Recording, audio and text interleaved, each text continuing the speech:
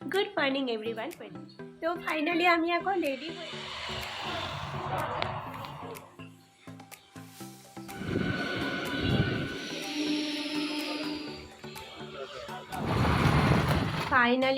বাড়িতে চলে।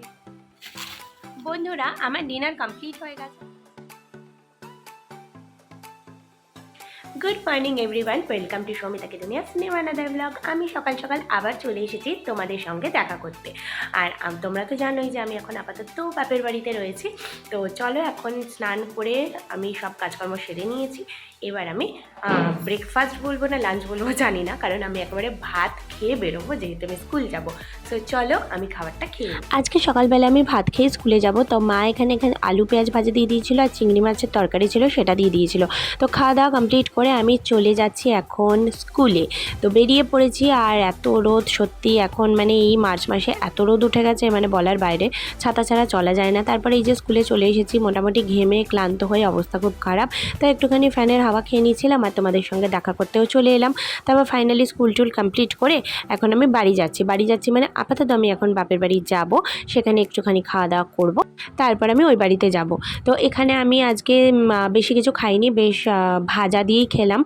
উচ্ছে ভাজা ছিল, পটল ভাজা ছিল, আর মা না লঙ্কা দিয়ে একটা চপের মতো করেছিল। তো ওইটা ছিল শুকনো ভাত দিয়ে, আমার এসব খেতে ভীষণ ভালো লাগে। তো যে আমি খেতে বসে গেছি, লাউয়ের ডালও ছিল আর মাছও ছিল, যেটা আমি একদমই খাইনি। তো যাই হোক, এখন আমি বেরিয়ে পড়েছি, শ্যামবাজারের সামনে দাঁড়িয়ে আছি বাস ধরবো বলে। তো বাসে করে চলে এসেছি। আর আমি না আজকে মরিগ্রাম স্টেশনে নেমে, বিশেষ করো যেহেতু আজকে সিঁড়ি দিয়ে এসেছি মানে ফ্লাইওভার দিয়ে, তো এই ফ্লাইওভারের বাইরে দেখো নামার পরে কি বিচ্ছিরি একটা ভাঙাচোরা রাস্তা, তো আমি চিনতেই পারছিলাম না। জেনারেলি তো আমি মরিগ্রামে নামি না। এই যে সিঁড়িটা নতুন হয়েছে আর পুরোনো সিঁড়িটা না ভেঙে ফেলেছে। তো এখান থেকে নেমে আমি বুঝেই উঠতে পারছিলাম না যে আমি কোথা দিয়ে যাব। তারপর একজনকে জিজ্ঞাসা করলাম, আর আশপাশটা দেখো কতটা অন্ধকার, এত ভয় লাগছিল কি বলবো। তো ফাইনালি হাঁটতে হাঁটতে আমি পৌঁছে গেলাম আমার বরের কাছে। তো এখন দেখা হলো, তো বেশ একটুখানি হাসাহাসি করলাম। তারপরে এখন যাচ্ছি বাড়িতে।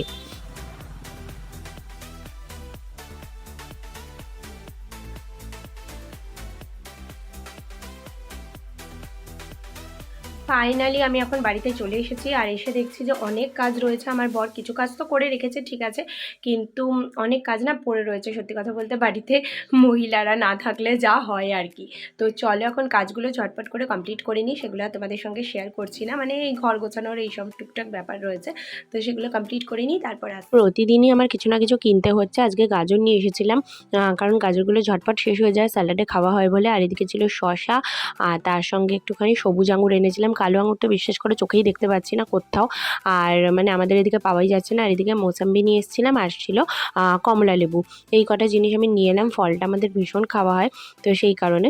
তো এই যে দেখো, এটা ডাবল প্যাকেট করে এনেছিলাম। সত্যি কথা বলতে আমার ব্যাগে জায়গা হচ্ছিল না, ট্রেনে এত পরিমাণে ভিড় হয় যে একটা প্যাকেটে ঝুলিয়ে আনা অসম্ভব, মানে ছিঁড়েই যায় প্যাকেটগুলো। তো ডাবল প্যাকেট করে এই জন্য নিয়ে এসেছিলাম।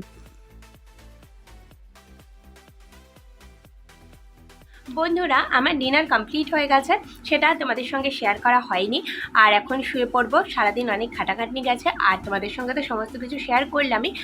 কালকে আবার আসছি তোমাদের সঙ্গে দেখা করতে নতুন ভিডিও নিয়ে। ততক্ষণ সবাই ভালো থেকো, সুস্থ থেকো, আমার পাশে এভাবেই থেকো। চলো আজকের মতো সবাইকে টাটা এন্ড গুড নাইট।